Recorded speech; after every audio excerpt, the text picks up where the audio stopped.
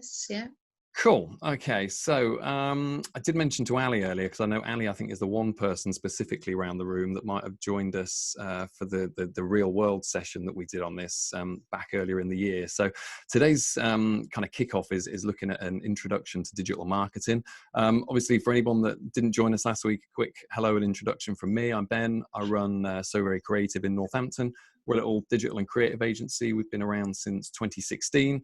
And we work with all kinds of businesses across Northamptonshire and further afield on a range of stuff, from social media, website, graphic design, marketing strategy, and all kinds of different things. So what we're kind of here to do, with you guys today is much the same as we, spend our days doing generally, really. And that's helping businesses make the most of kind of technology and the digital world to ultimately get themselves out there. So that's a little bit about me. In terms of the session today, obviously we've broken down kind of introduction to digital marketing into two kind of parts. So today we're specifically going to have a look at some kind of the general landscape of digital marketing in terms of how that's changed over the last few years, and where that places us as marketeers kind of in response to that.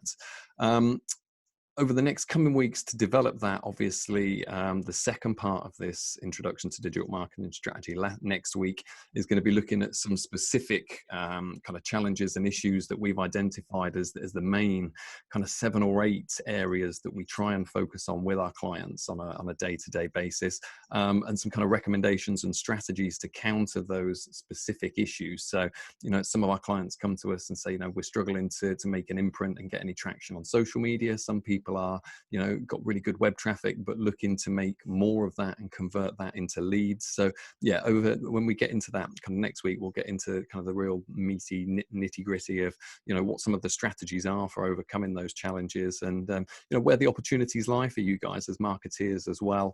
The second part of that kind of kicking into, I think, week 4, is starting to assemble our, marketing stack in terms of the range of things that we can implement day to day, to actually physically meet those challenges and get stuff done as well. So that just kind of tees up a little bit about where we're going to go from here. In terms of a glossary, I always tend to put this in at the start of these slides, because honestly, I have a habit sometimes of just drifting into nerd speak and assuming that everybody else is, kind of as au fait with it as I am. So in terms of just a few kind of terms and things that will probably come up through these slides and through the coming weeks. Obviously, our marketing stack, I think, certainly people at Ali that have been to my sessions before will know that's what we kind of refer to really as our toolkit of hardware, software, apps, things like Google Analytics or HubSpot, all of these different tools and systems, some of which we looked at last week, but all of which go into, what we'll call our marketing stack. That's the arsenal of things at our disposal to actually carry this work out. SEO, obviously, some of you guys will probably know, is search engine optimization. So it talks about, the relationship between your website and the search engines that people are, predominantly using to find it.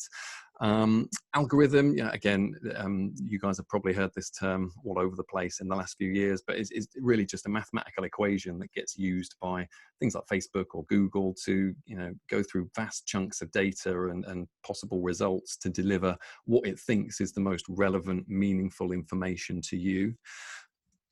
CRM, obviously, you guys, probably some of you might be working with CRM systems already. So packages for recording and tracking all of your activity with clients and users. So it might be that, you're running a sales heavy operation where keeping track of all those customer interactions and sales and after sales follow-ups and stuff is really important. CMS is your content management system. So any of you guys that are kind of hands-on with your own particular websites day to day will know that's, often sometimes referred to as the back end of your website. That's physically the engine and the framework that delivers your text and your pages and images into a nice, neat, usable website format for your clients. CTA in the context of this presentation is a call to action. So That's where we are trying to inspire our users, our consumers, our social media followers to actually go and do something. So whether that's, follow us on social media or email us for a quote or click through to the website to find more, we're always looking to try and kick on to what the next action is and how we can, develop these relationships with our consumers a little bit more meaningfully. The other thing I always think it's useful to kind of mention in the context of digital marketing is this term competitor. I mean, obviously, to use the example of the curtain shop, your competitor in one sense is, maybe Ben's Blinds 2 miles down the road that is maybe offering similar products to your client base. But when we kind of refer to a competitor in terms of things like search, what we're actually referring to is someone else that's essentially trying to reach audiences based on the same kind of keywords. So, to use an example that I've used before, a canal boat holiday provider in Norwich and Canoe 2 in Rushden might be ultimately trying to position themselves at very different audiences. Canoe 2 potentially looking more at a local audience than the guys in Norfolk, but they'll still be competing on fairly similar search terms in terms of days out, family activities for young children, things like that. So when you're thinking about competitors, don't just think about, other businesses doing what you do, but other businesses that might be trying to capitalize on the same kind of searches that you guys are as well day to day. Does all of that make sense up to now? Yeah. Cool, awesome. So obviously the one thing that we always kind of preface all of our kind of work in this area with is that digital marketing is a landscape that continues to develop under our feet, really. And even in, the 2 or 3 months that people have been getting used to kind of remote working and doing things more slightly differently, the technology that underpins is continuing to evolve even on a daily basis. There's new apps, new software, new things coming along all the time that presents really interesting opportunities for you guys as marketeers in terms of being able to find new and interesting ways to kind of engage and inform people.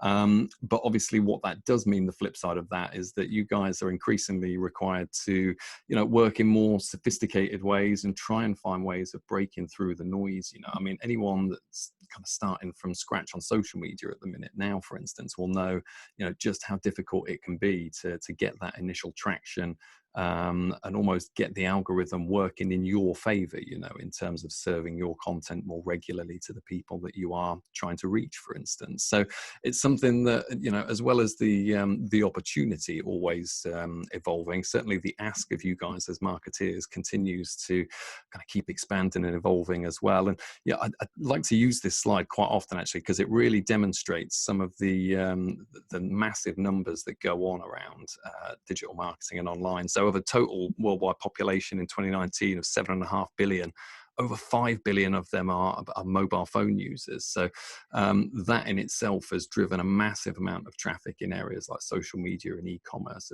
as people have physically been able to connect with these kind of places a lot more easily. And in terms of delivering content to the world, obviously, even 5-6 years ago, a lot of businesses might have been predominantly working in things like blogs, say, or putting out fairly, standard content in social media.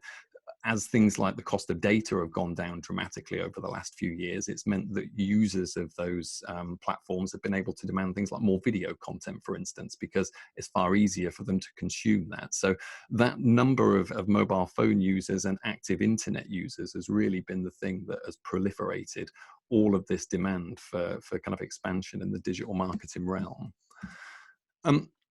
Obviously, the biggest kind of change for us we've kind of seen, certainly since we started working in marketing, kind of 10, 12 years ago, was that, traditionally this had always been a fairly kind of linear one-way process. A business would put out their marketing activity, whether that be, a newspaper campaign or, direct mail, something like that. It would reach the customer in a fairly linear process, a fairly linear way, I should say, with a fairly defined call to action, to go and buy something, do something, take advantage of a special offer. Obviously, that linear approach had a number of pros and cons for businesses when it came to kind of looking at what they were doing in terms of marketing. Activity was consolidated in a few key areas. A lot of that campaign activity was fairly predictable and controllable because it is stuff that often had been happening in kind of tried and tested methods for years. And it was much easier to retain control of the message and the brand as well, because ultimately, often businesses were the only ones really talking about that brand and pushing it out into the world. The cons of it, obviously, were, for one, it was quite difficult to ascertain kind of ROI. When you look even back to, as I say, 10 years ago, these broad brush kind of marketing approaches of things like local radio advertising is a classic example that I always give, that inexplicably still to this day generates a massive amount of cash and puts out a lot of advertising into the world without anybody really being able to show any kind of massive ROI on it, for instance. So often it was quite difficult in some cases to work out which bits of the marketing mix were working. It was often being done with a fairly limited idea of who the customers were. Obviously, we all remember things like the customer surveys that we used to get phone calls about and stuff, and occasional bits that we maybe would fill in that would provide intelligence to businesses as to, who we are, what we like, where we like to go. But that was fairly infrequent, and ultimately gave businesses much less kind of intelligence on their audience and their habits than we've got these days. And as I've put that last issue at the bottom there, was certainly in a lot of cases, one of the major limiting factors around kind of marketing activity in that kind of environment was often the budget. When you've got fairly consolidated channels and you've got a limited amount of places you can put stuff in terms of billboards, TV, radio, things like that, often the economies of scale that are enjoyed by some of the bigger companies meant that, the budgets would really be the thing that would ultimately find which campaigns broke through and were able to achieve, a certain saturation that they became effective, and which campaigns ultimately kind of fell by the wayside. Increasingly, though, as we've seen over the last few years, the whole process of marketing in the digital realm has become much more of a two-way dialogue, really, between businesses and the people that they're trying to use. And rather than it being kind of a one-way flow of information, we're finding now much more that relationship between a business and the consumers or audience that they're trying to reach is much more of a two-way relationship based around, what we always say to people is kind of a mutual exchange of value, if that makes sense. So, there is a value to you following a particular company on Twitter, for instance, because maybe you're able to get some kind of discount as a result of that, say, or you get exclusive product updates that nobody else can get ahead of time. The value that you bring to that business is that you are, by following them, opening a little mini kind of channel of communication into which they can push their marketing messages moving forward until you unfollow and unsubscribe, say. Same with the emails, for instance. Your email address is increasingly a really valuable piece of information that businesses would love to get hold of and reach out to you again in the future with. So as a result, it's much more common these days that if you're giving something of value like an email address, you're going to get something of value back, whether that be, I don't know, a resource that you can download from someone's website, or again, some kind of a discount or special offer. So increasingly much more that relationship's becoming kind of a two-way thing. And also businesses are having to kind of take into account, what their customers are saying about them a little bit more proactively during that whole process of marketing as well.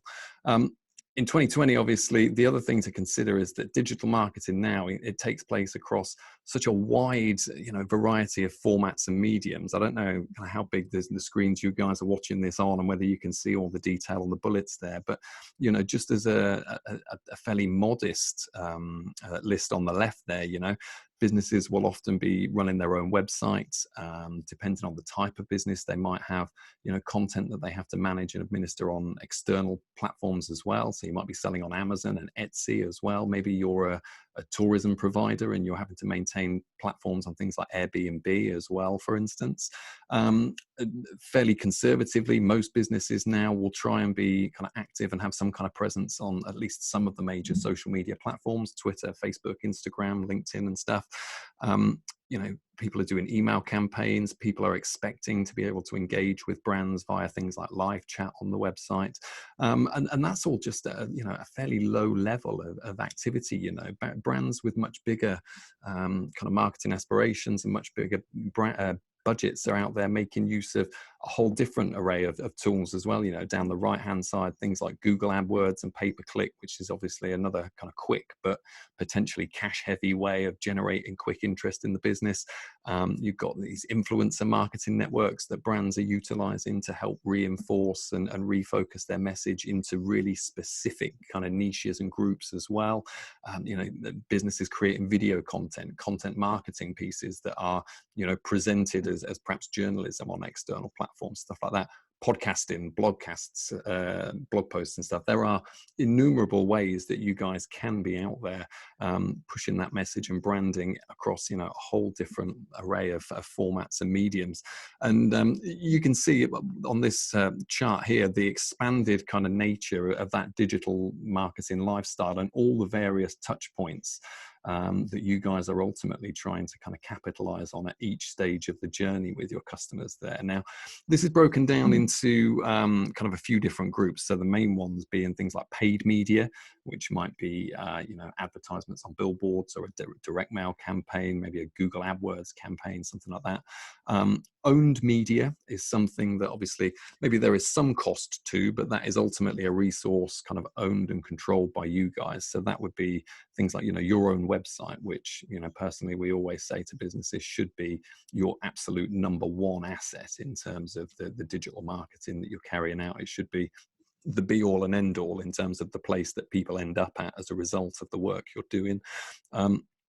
Earned media refers to, again, something a little bit more tangential. So the best way of kind of saying it is kind of your word of mouth in a sense. So, you know, back in the day, if brands had, you know, a negative experience with a customer, that customer might complain about you to their neighbor. They might, you know, trash you to their parents or their kids or something. But there was a fairly limited amount of kind of damage that could be done as such. But at the same time, there was a fairly limited amount of leverage that could be gained from that. You know, good word of mouth is great. If you know, those personal recommendations are great, but again, they can be quite limited. Whereas now, with things like kind of TripAdvisor and Yelp and Google reviews and all of these kind of essentially paid word of mouth is what you're talking about there. So as a result, we're finding that, yeah, businesses that are kind of taking account of that and kind of leaning into, you know, how they can best leverage that and give their customers kind of a positive experience at every step of the way are the ones that are really seeing the most amount of benefit and leverage from that. Because, you know, things like positive Google reviews, you know, good Trustpilot scores and things like that are increasingly becoming really important metrics that, you know, consumers, certainly within some sectors, are relying on and using to inform their buying decisions. So all of these different kind of touch points that are kind of demonstrated across here all represent, you know, fairly separate and distinct bits of activity, but all, you know, hopefully if what the strategy you put together is working, it's something that will kind of essentially guide your consumer all the way through the process of first thinking to themselves, I have this problem, to actually getting to the end of that journey and thinking to themselves, okay, well, now I've got the solution to this problem, I'm going to act on that, and now I have the product that I'm looking for or the information that I'm looking for. So obviously, it's important to note in all of this that, you know, there is no kind of silver bullet or a one-size-fits-all approach. You know, one of the important things that we have to do when we sit down with any new client, you know, in this scenario, is to sit and work out what the best strategy is for that individual unique business. Because even, you know, businesses within the same sector, the same local geography, oftentimes the same approach doesn't necessarily work. You know, you have to try and look and take into account a whole different range of factors and stuff within your business that will hopefully help to shape a unique marketing strategy that offers the most amount of value to both, you know, you guys as the business carrying it out, and your potential consumers as the ones you're trying to reach with it. Obviously, there are, again, multiple kind of pros and cons to the way that this digital marketing relationship has evolved over the last few years. For you guys as marketeers, obviously, the fact that there is a huge amount more data and analysis available is a massive plus. And data is increasingly becoming a really precious commodity for businesses in terms of how they're trying to identify and exploit potential audiences. So the fact that we are, as marketeers, able to take advantage of all of that definitely helps in terms of being able to make, you know, kind of really targeted research-led decisions. You know, budget can be stretched and utilized a little bit more efficiently. Things like, you know, AdWord campaigns, or, you know, affiliate marketing with content marketing and things like that are, you know, fairly cost efficient tools. And at the same time, there are multiple, you know, channels that we've talked about over the last few slides, things like emails, your own blog in the website, social media, that ultimately don't cost anything at all if you're prepared to put the, you know, kind of the time and work into them. So as a result of all of these changes, you know, people have been able to, you know, find more kind of creative ways of spending their budget as well. Obviously, the big pro for us as marketeers as well is that this, you know, two-way relationship that we've talked about, ultimately we found has led to much more meaningful relationships with customers. You know, the ability to be available in multiple places, to engage with them, you know, in the way that they want at the time that they want, we're finding is actually a strategy that, yeah, is ultimately leading to far more engaged, far more meaningful relationships with the people you're trying to. And certainly, I mean, chatting with, you know, all of you around the table, you know, just now, this seems like a note fairly relevant to a lot of you, that, you know, the advantage to a lot of the technology now these days is that, you know, small businesses in particular are able to react, spot an opportunity, exploit it, and scale it far more effectively than they used to. You know, if a business was previously, their only channels of, you know, reaching people were, you know, print advertising or media ads, you know, you're locked into ad buying cycles and production deadlines and things like that. And, you know, that's not the case anymore. If you've got, you know, a great product now that you're looking to push out, if you're the guy in Northampton that can make N95 face masks, you don't want to have to wait 3 weeks for the next issue of the Business Times to come out to push that message out and let people know. You want to be able to let them know now. And as a result of things like, you know, social media, pay-per-click, and all those kind of things, there are the tools and the networks there for, you know, even one person sat in their front room to very quickly get the word out there and start to exploit and scale those opportunities as well. Obviously, on the con side, you know, I'm sure you guys are probably aware from your own work day to day that the result of all of this means that resources and budgets do get stretched in a long way. I know I'm just as bad as it for anybody else sometimes. You know, my own personal blog updates and stuff are always the ones that are right at the bottom of the list after everyone else's and stuff, you know. So, you know, there is ultimately a limit to what you guys can do day to day, but hopefully over, you know, the coming weeks, with various tools and things that we'll be equipping you guys with, we'll be able to put together a really sustainable plan for you guys in terms of how you're trying to carry out this work. And the other big kind of problem that we do find with brands these days is that ultimately, while you are, you know, bringing consumers into the dialogue a little bit more effectively and almost making them kind of a part of the business in some way, you know, a stakeholder is how a lot of our businesses refer to their audience. The trade-off of that oftentimes is that it can sometimes lead to people kind of losing control of the brand and the messaging a little bit more.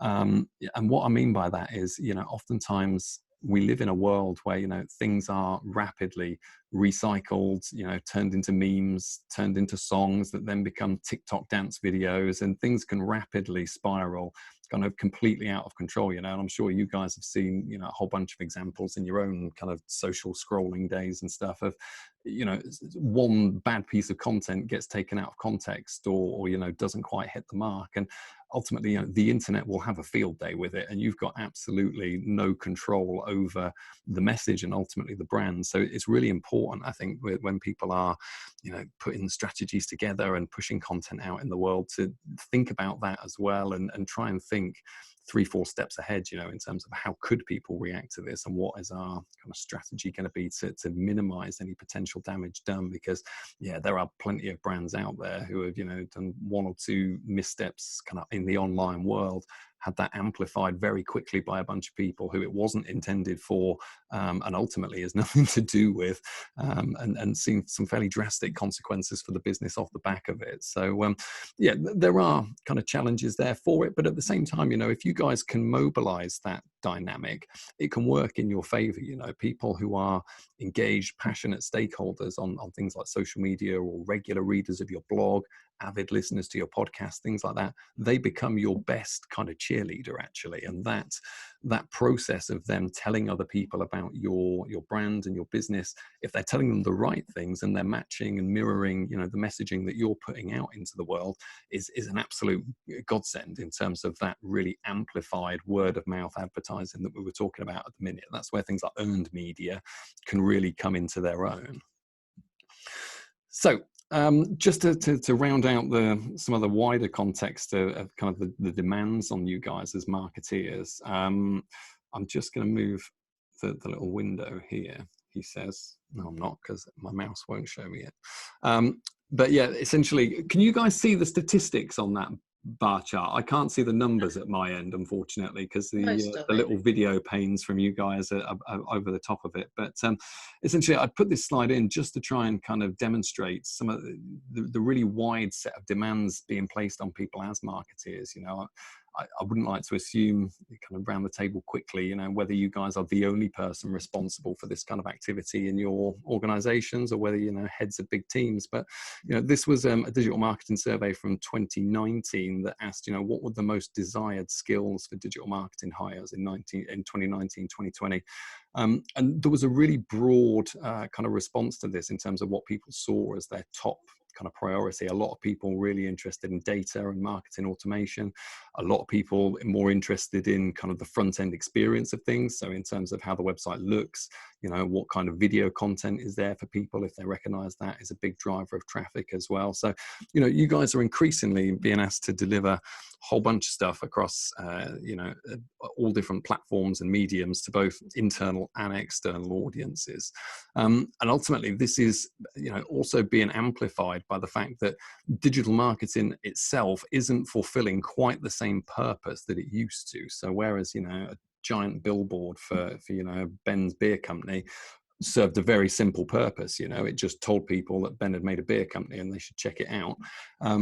These days, people are starting to use digital media for, you know, many different reasons, whether that be, you know, trying to, you know, engage people and kind of get communities working on projects together, whether that be just generally increasing people's awareness of the brand out in the world, you know, whether that's nuts and bolts, ultimately trying to, you know, deal with customer complaints, trying to literally shift boxes out the door. There are, you know, many reasons that people are looking to engage with businesses, and ultimately we're tending to find a lot of, you know, clients, potential clients, are also wanting to engage the other way with businesses as well. You know, they want to be able to get an answer on a tech support question via, you know, live chat, or, you know, they want to be able to find video tutorials and things like that. So there is increasing demand really both ways that is pushing you guys in hundreds of different directions. Just to give some kind of context, you'll definitely not be able to see the all of the logos in this particular diagram, but it's worth zooming into when I send the slides just for context. So all of these on here are logos for particular products and companies working within all of these different kind of areas. So you can see down the left for advertising and promotion, apps for things like email marketing and customer engagement on your website. So I mean, when we talk about there being, you know, a million options for you guys to be kind of integrated into your own personal mix, this is specifically what we are talking about. You know, there are hundreds and hundreds of tools and options available to be able to take the needs that you guys have got and ultimately turn them into hopefully fairly deliverable actions for you guys as well. So all in all, what that means is that, you know, 2020 is an incredibly exciting time for us as digital marketeers. You know, the opportunities for us to reach people, to engage with them, to, you know, ultimately expand our businesses has genuinely never been higher. But that's not to say, you know, that there aren't challenges out there, you know, whether that be from a legislative point of view, impacting things like GDPR, which has obviously, you know, reduced what some businesses have and are able to do with their kind of email and the data that they're collecting about people. You know, there's ever-growing kind of technological changes that are driving, you know, things like the standards that our websites and our digital marketing activity is expected to meet. And at the same time, you know, there's a lot of really kind of overarching cultural changes going on at the same time. You know, I mean, things like TV advertising, for instance, you know, the bottom has kind of dropped out of that model over the last few years because ultimately people don't watch TV in the same way that you used to anymore. But consumers are increasingly, you know, consuming consuming content when they want to and on their schedule, rather than on the schedule of advertisers, frankly. And there's all kinds of other factors going into that as well. Social media sign-up rates have been dropping off over the last few years. We're finding, anecdotally, there's a slide in the presentation for next week that talks about the numbers of adults literally just unplugging from social media because they physically can't they can't cope with that in their lives right now. And so as a result of that, if people aren't spending time on things like your Facebook page and stuff, that's really useful to know, because you guys could be spending hours on there pushing content out, but ultimately there's limited benefit to that, if the users aren't there. So there's a lot of kind of moving parts going on at the moment that you guys are also having to kind of be aware of. And all of that, as I've put at the bottom, makes no mention of the ongoing COVID-19 situation and all of the impact that that's having on our, all of our plans. If all of the marketing activity you've been planning for 6 months is geared up around getting people to turn up for a specific event in May, right now that's a real problem. So there are, a lot of people at the moment that have maybe, spent 6 months putting together really intricately crafted marketing strategies that they're now currently having to rip up and throw out the window and start again with. So fully aware and fully empathetic to all of the pains and struggles that you guys are dealing with on a day-to-day basis. So in terms of when it comes to kind of building our digital marketing strategy, and this is where, as I'm kind of looking at the clock, we're kind of rounding up this kind of first part for today. And also I want to kind of tee up a few thoughts for you guys, perhaps ahead of next week, to think about how, some of the strategies and things we're going to talk about might potentially relate to your guys' businesses. But we always say, when you're putting together a cohesive digital marketing strategy, ultimately what we're trying to do is put together a plan that is, one, based on some solid intelligence of your audience and the habits thereof. If you are trying to carry out marketing activity, if you're trying to reach your audience without any understanding of who they are, where they hang out, how they like to consume things, you're ultimately going to waste 2-3 months finding that out right at the start.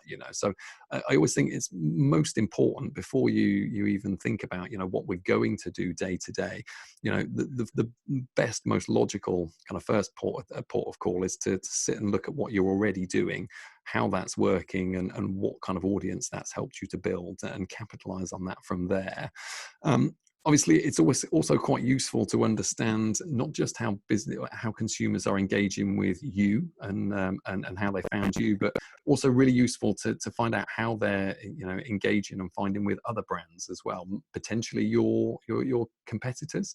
But just generally, I think it's a really useful exercise to try and go through.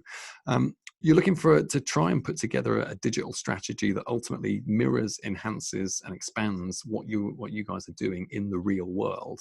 I always say to people, if you're a very conversational, open, chatty kind of company, and when people come into your showroom, they're met with really friendly people, hey, how you doing, personal service, it would make sense that that's the kind of the tone and the tone of voice that you would take online. You want people to be able to understand right away, oh, I'm in the right place because I'm talking to someone that's engaged, he's asking me questions, he's trying to help me.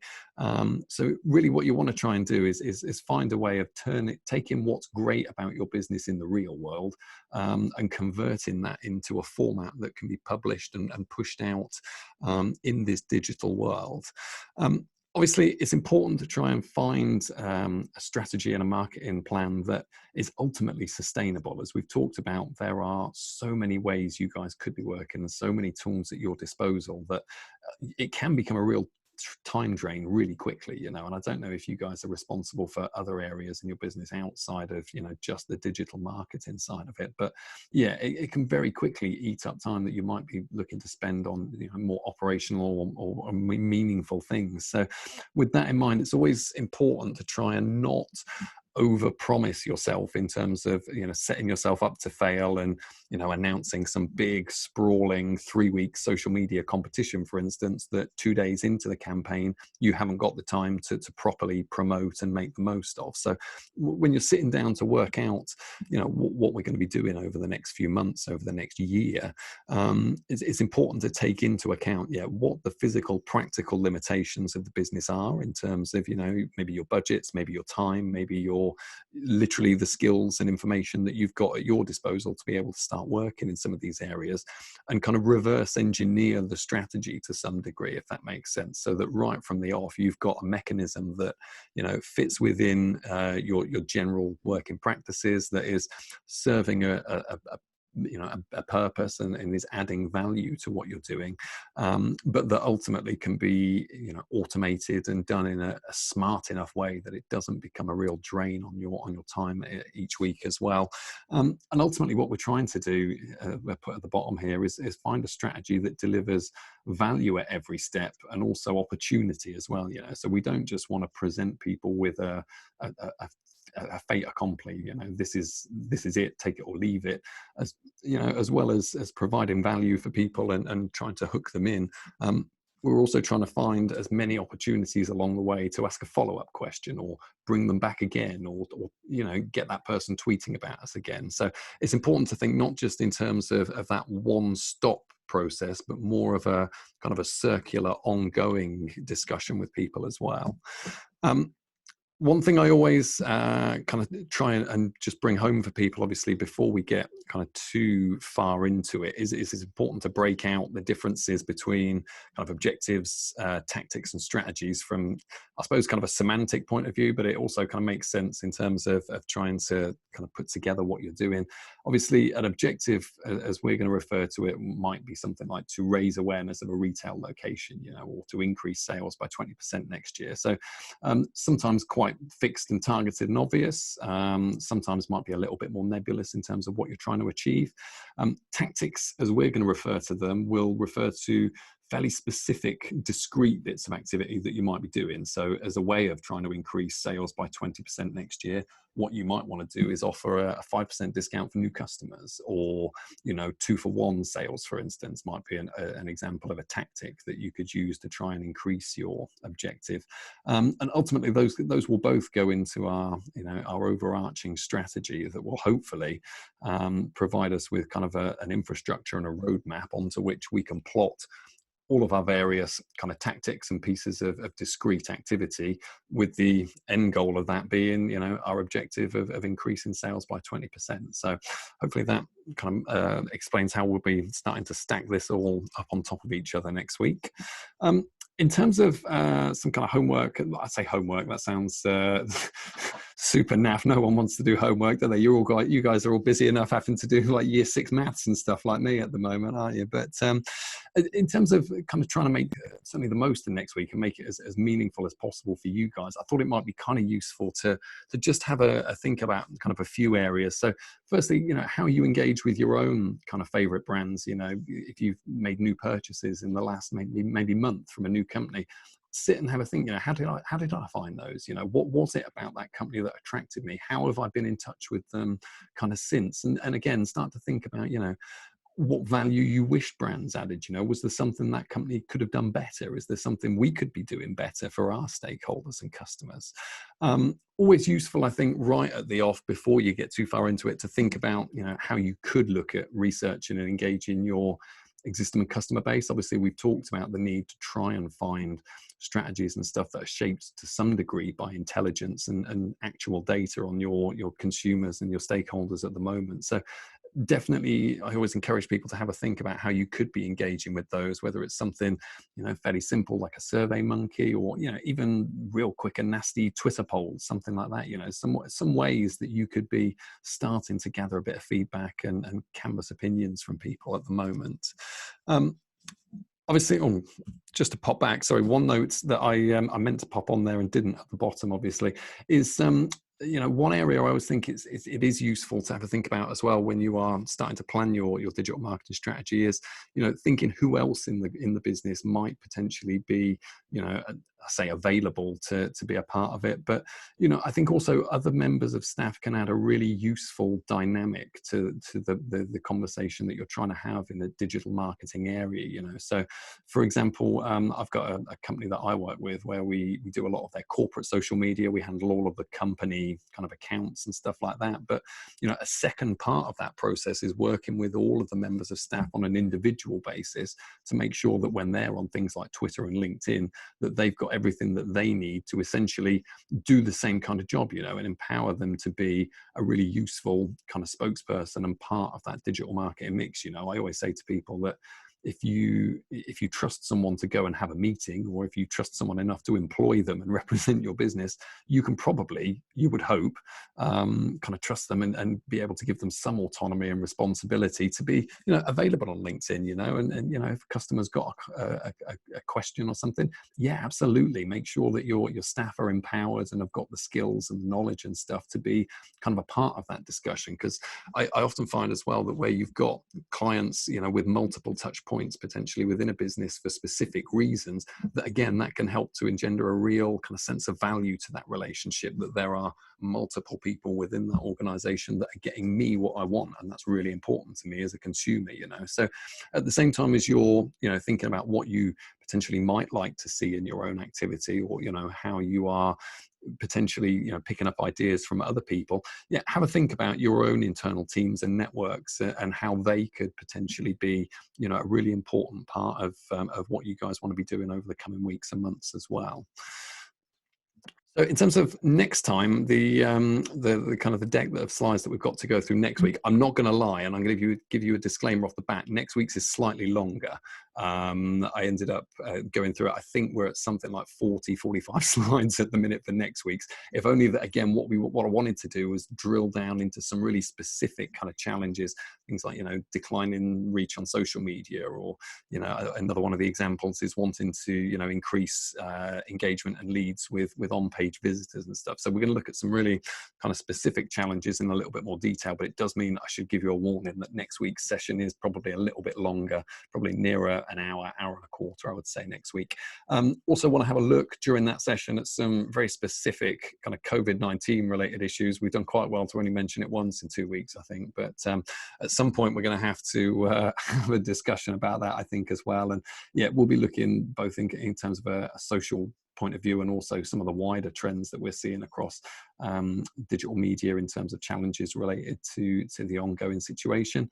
And then the last part of the session next week is, I say predictions, I always hesitate to use that word, it's a bit mystic, Meg, but certainly some strategies that we are, you know, actively implementing with our clients at the moment, and some recommendations for meeting some of these issues. You know, I mean, all of the stuff we're kind of suggesting and talking to you guys about on a weekly basis is stuff that we are actively putting to use on a day-to-day basis with our clients and stuff as well. So again, we've got some kind of real world examples for some of those things to have a look through as well.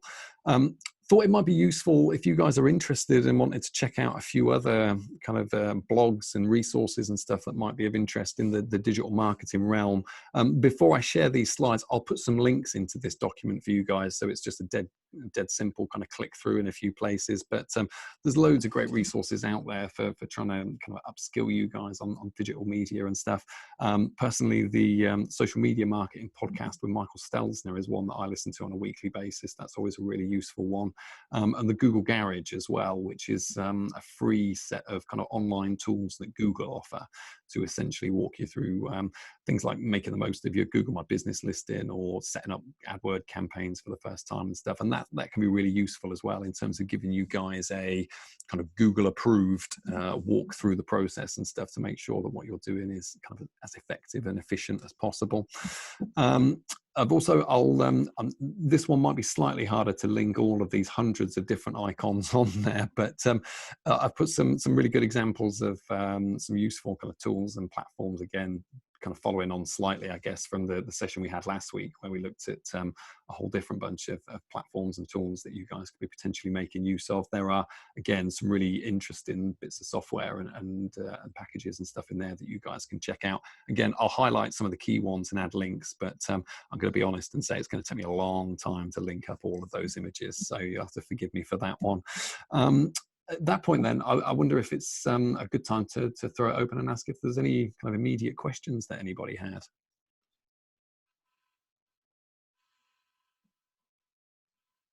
None from me, I don't think, Ben, thank you.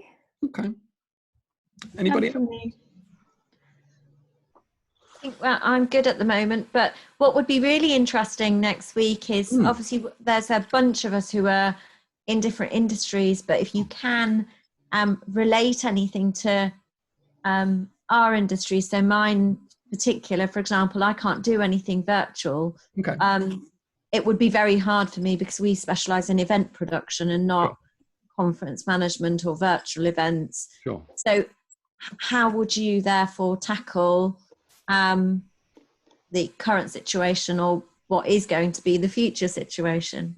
Absolutely, yeah, that's perfect. Yeah, I can add that to the list for next week. Again, that's probably quite a useful one for the kind of the COVID section in terms of a fairly situational issue. So yeah, no, that's absolutely not a problem.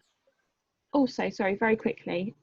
Obviously, I work for a charity, so we don't obviously sell any products or anything like that. We're all about raising awareness to raise funds or raise awareness for our services, our free services for young children. Sure. So maybe a little bit more about how we can engage more of a young people engagement on social media while this COVID-19 situation is going on, because at the minute we're reaching a lot of adults, a lot of professionals, so our awareness is good there, but we're not reaching the young people to provide our services for.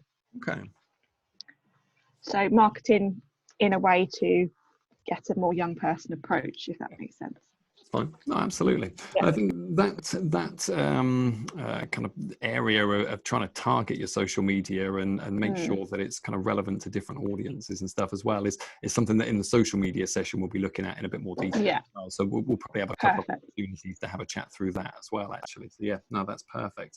That's great. Yeah, I've taken those notes for next week. Was there anything specifically otherwise anybody else wanted to kind of mention or kind of ask ahead of next week? Just a thought.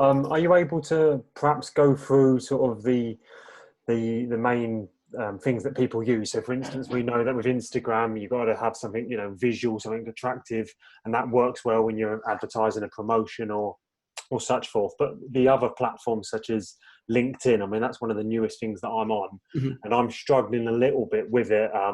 To sort of see what works, what doesn't, what reach to go with. So would it be an idea to go through the different platforms and to say, look, these are the options available, whether it be Twitter, that's good for getting, polls out, research. Instagram is better for, getting an audience, promoting something, etc. Yeah, absolutely. Yeah, we could pop that in. That's not a problem. Brilliant.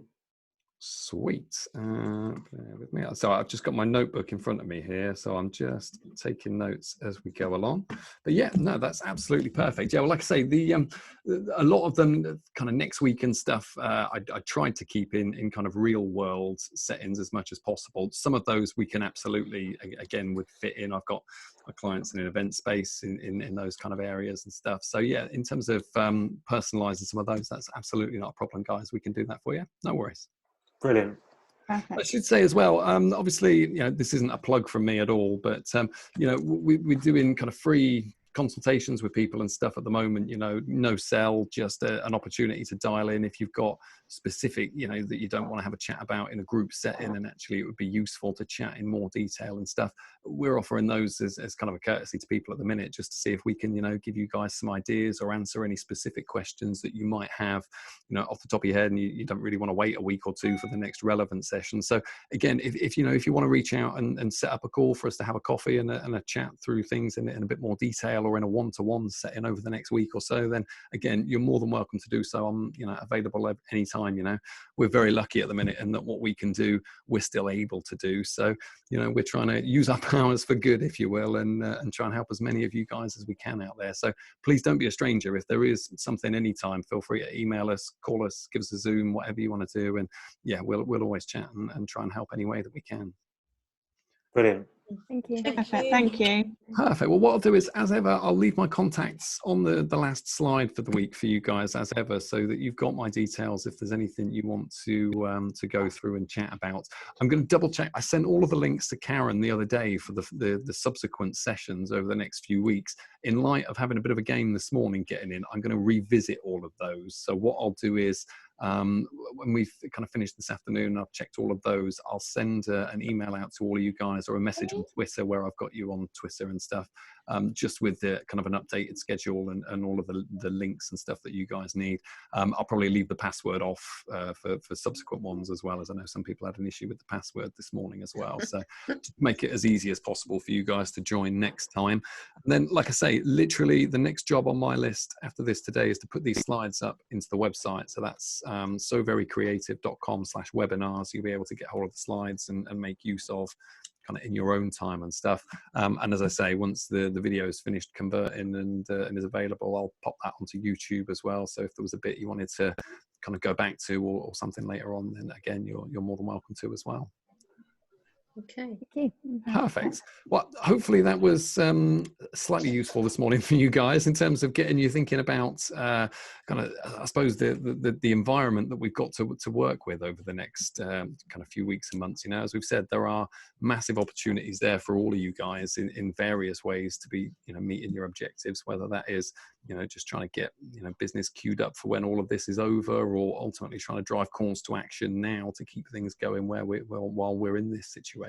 So yeah, like I say, you guys keep us posted. Let us know if there's anything specifically you need with us, or need from us, I should say. And like I say, keep us posted. We'll hopefully see you guys again this time next week. Thank you. Perfect. Ben, Meantime, take care. really Thank you appreciate so you guys much. joining us. Thank you very much. Have a good you. morning over there, won't you? Thank you very much. Good weekend all. Guys. Take care. Cheers. Bye. Bye. Bye.